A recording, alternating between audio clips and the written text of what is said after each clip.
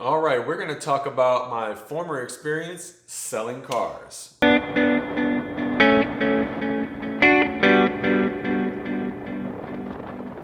Now, being a car salesman, it is exactly what you think it is. Depending on who you work for, you could get paid a decent amount of money for commission, or they'll give you a bonus plan where you make a little bit of hourly and the bonus every time you sell a certain amount of cars. Hint, AutoNation. That's what they were doing. I'm not sure if they're still doing that. A lot of them are going back to commission. But the problem with it on the working side is a lot of these guys made a lot of money selling cars for years, ripping people off. And now that people have realized everything that's happened to them, the market has gotten harder to actually make those type of gains unless you have really made a friend with somebody that's looking to buy a car and they've really, if you've really gained their trust, or if you've built up your clientele already. Now, some of the things on the other side, on the buying side, you want to look for are people just trying to sell you over the price it's supposed to be. So that's how you make commission. You would sell $2,000 or $3,000 over, and in this situation, the manager somehow takes this money.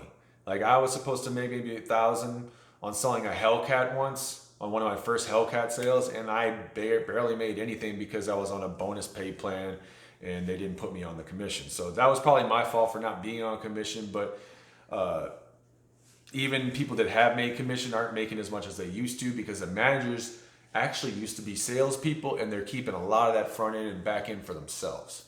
So that's what you got to look out for. Salesmen that are basically trying to oversell you on a price for a car or a truck by a couple $1,000s. There's a lot of ways around this. You can go ahead and go through one of the car brokers and see what's the cheapest price you can get for this car nationwide or statewide, citywide.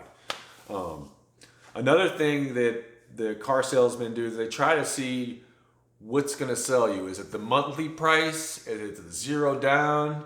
Are they worried about the interest rate? Do they have good credit or not? So depending on what you care about the most, they're going to attack you in that way. They're going to be like, okay, well, we can get you at this price for this month, or we can get you at this interest rate, but we're going to charge you about $5,000 down. Oh, you don't want $5,000 down, you want $2,000 down? We're going to extend that interest for like a couple more years, so you can pay more interest on that.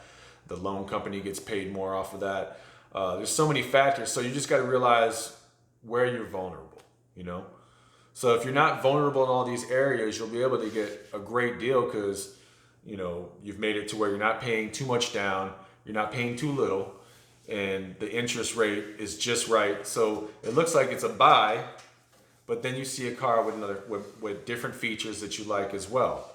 So sometimes some of these features that you like, instead of costing you $100 to $500 more, sometimes there's some secret things they throw in there that are going to cost you like $1,000 more. So if you think you're saving in one area, you're actually losing in another area. So they're going to get you somehow. That's why when you look to buy a car, you have to do all your research and, you know, maybe be like some of these people pretty annoyingly months ahead of the game. If you're just jumping in there right now, you're going to lose some money on the front end. Like your best bet is to buy a used car unless you're buying your dream car brand new. Used car is going to, you know, take away all that front end value that you're going to lose on the car buying it brand new. So that's another tip I'll give you. Try to buy a used car unless it's your dream car. You know, and even if it is your dream car, you're going to want to go, you know, find something low miles. So another tactic is for them to tell you, hey, we don't have this vehicle. It's not here.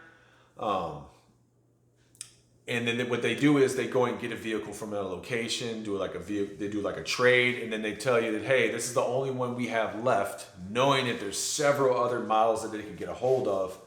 They're just trying to use a scarcity tactic. In some cases, there are not enough cars, but it's usually a scarcity tactic for them to make more money off of you based on the fact they know what you want. So in that case, just don't be vulnerable in those ways. Another way to get people with bad credit is the interest rate. So they don't have to make much money off of the car. What they will do is they will make a higher interest rate annually off of you each year to where it's worth it for them to give this car to you.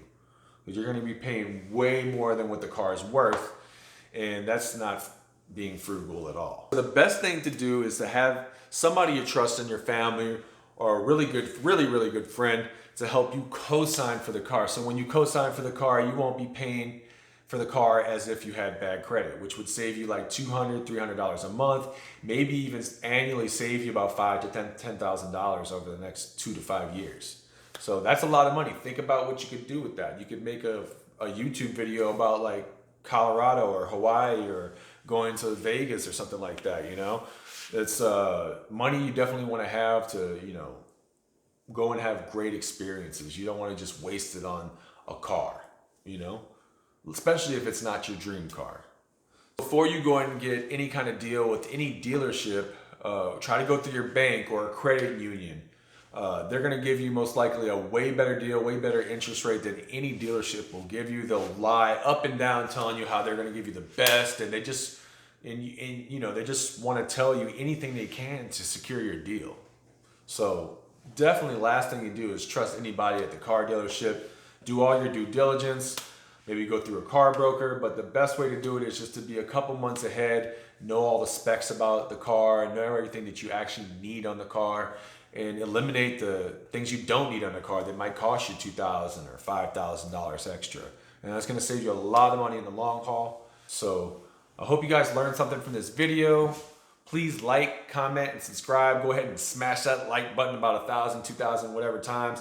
And I will make more content on how you can save money buying your new car, your used car, and maybe I'll do a video on car fix-ups, buying cars that are in pretty decent shape and fixing them up and not worrying about buying a car for years, which could save you plenty of money, stick it in the stock market and actually retire early. We'll go over all that stuff. So it's been a pleasure having you guys. Y'all have an amazing, blessed, and highly favored day.